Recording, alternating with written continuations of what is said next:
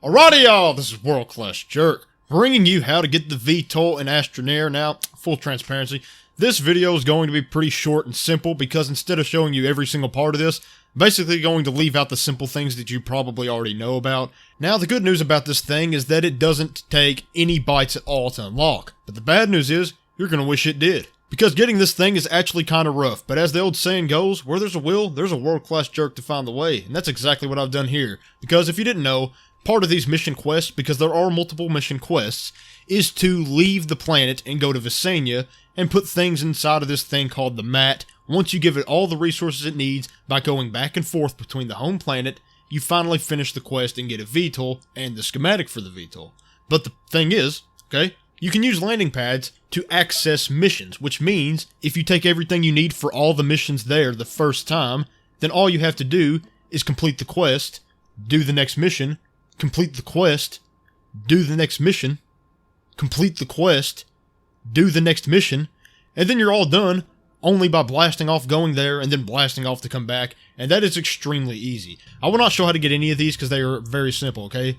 Most of them are raw resources, and the ones over here that aren't, you can just use the thing over there to figure out the resources you need for it. Not really that expensive. Silicon takes methane, which is on Aatrox, but that's pretty much it. I will show, however, how to get exo chips because that can be a little bit annoying, I guess. Just find a dynamite somewhere and grab it. Find one of these. I've actually got two, which is nice, but I can only take one at a time. But enough chit-chat, okay? We're gonna go get this done. I'm gonna show you how freakishly, disturbingly, amazingly, grandly easy this is by going to Visania. And what you want to do, okay, the first thing you're going to do is, I can see it over there, you look for the symbol, because if you have this quest activated, it is going to show a symbol which will suggest that there is a vehicle something, whatever it's called, and the vehicle thing is the same as an exo cache, it's just the quest version. So once you get there, you'll blow it open, it'll give you an exo chip, but you have to use that for a first quest. I just didn't mention it because it's already on the planet. But yes, definitely don't assume that that counts as one of the ones that you'll need, because it is a separate thing that you have to use the moment you gather.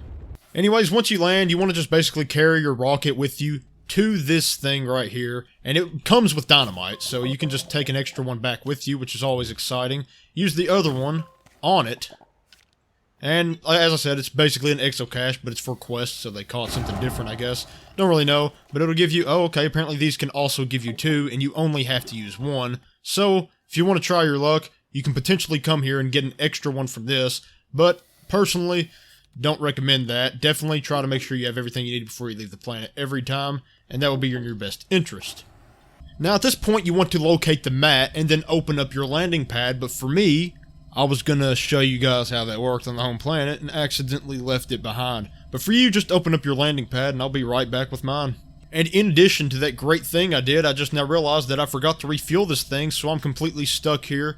And the reason that's exciting is because that means I get to, well, it means I get to,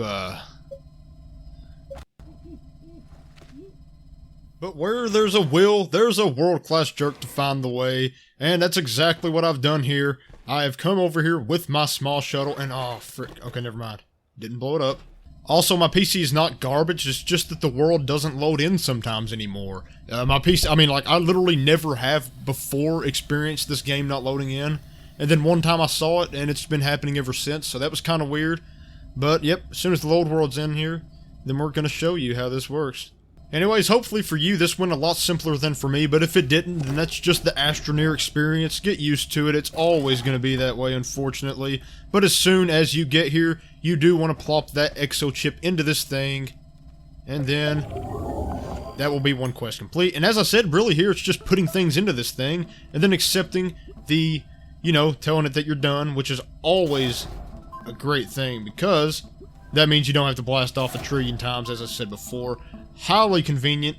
Very, very you're welcome. But yeah, really there's not much more left to show, so basically I'm just going to cut ahead until I'm at the home base with this thing. One thing I will say, alright, do not accept the very last quest until you're on your home planet, or you're going to have a VTOL on Visania, which probably won't serve you as well as if it was on your home planet.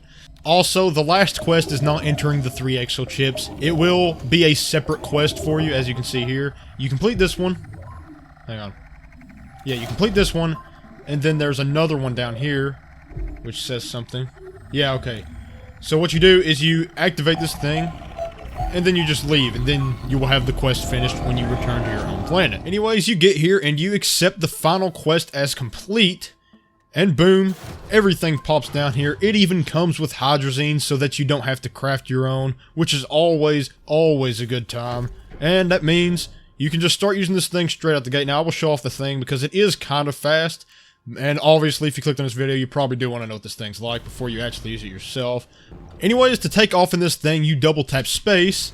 And to re-land it, you double tap shift. And of course, respectively, space means to go up, shift means to go down. And this thing seems kind of slow at first, but once you start going forward for a minute, it picks up speed.